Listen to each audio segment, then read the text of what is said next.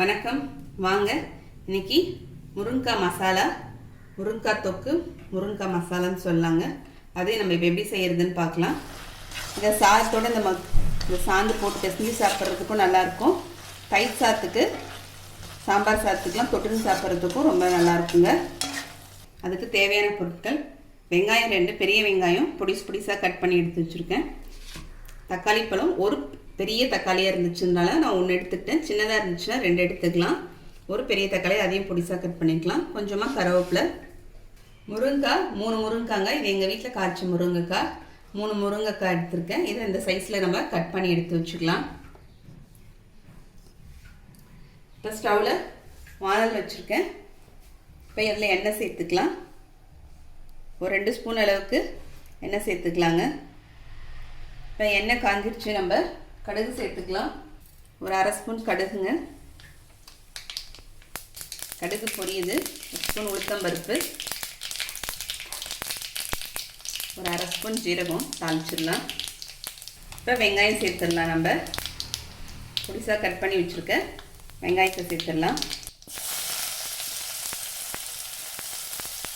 வெங்காயத்துக்கூடயே நம்ம கருவேப்பிலை சேர்த்துக்கலாம். சேர்த்துட்டு ஒரு கலந்து விட்டுட்டு இப்போ ஒரு 1/2 ஸ்பூன் அளவுக்கு பெருங்காயத்தூள் சேர்த்துக்கலாங்க. இப்போ வெங்காயம் நமக்கு வதங்கிருச்சு. இப்போ இந்த ஸ்டேஜில் தக்காளி பழம் சேர்த்துக்கலாம்.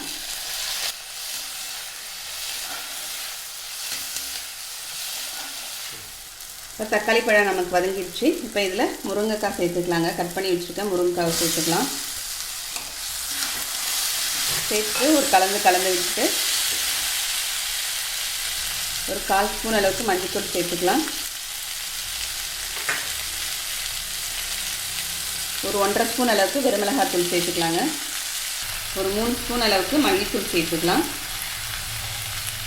2 ஸ்பூன் அளவு சேர்த்துக்கோங்க. இதுக்கு தேவையான அளவுக்கு நம்ம உப்பு சேர்த்துக்கலாம்.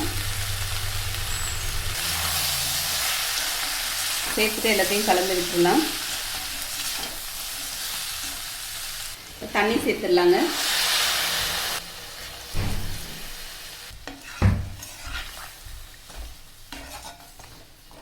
தண்ணி சேர்த்துட்டு இப்போ மூடி வச்சிடலாம். நமக்கு முருங்கைக்காய் வேகட்டும். நம்ம அதுக்குள்ளே தேங்காய் அரைச்சிட்டு வந்துடலாம்.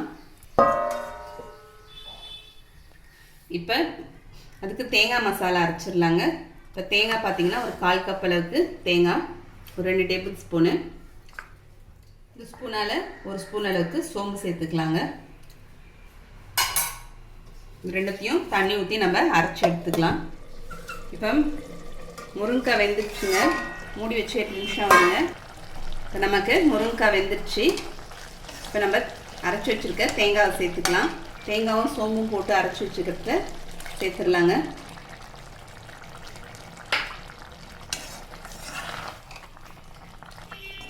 தேங்காய் சேர்த்து நம்ம கொஞ்ச நேரம் மூடி வச்சிடலாம். இப்போ நம்ம தேங்காய் ஊற்றி சிம்மில் வச்சுருந்தோங்க. 5 நிமிஷம் ஆயிடுச்சு. இப்போ ஓப்பன் பண்ணிடலாம். நடுவில் ஒரு தடவை நான் எடுத்து கலந்து விட்டு மூடி வச்சுருந்தேன். இதில் கொத்தமல்லி தழை சேர்த்துக்கலாம். சேர்த்துட்டு கலந்து விட்டு ஸ்டவ் ஆஃப் பண்ணிடலாங்க. இப்போ நமக்கு முருங்கைக்காய் தொக்கு ரெடி ஆயிடுச்சு. நீங்களும் இந்த மாதிரி செஞ்சு பாருங்கள். செஞ்சு பார்த்துட்டு எப்படின்னு கமெண்ட் பண்ணுங்கள். உங்களுக்கு இந்த வீடியோ பிடிச்சிருந்தா லைக் பண்ணுங்கள், ஷேர் பண்ணுங்கள், சப்ஸ்கிரைப் பண்ணுங்கள். அடுத்த வீடியோவில் பார்க்கலாம். தேங்க்யூ.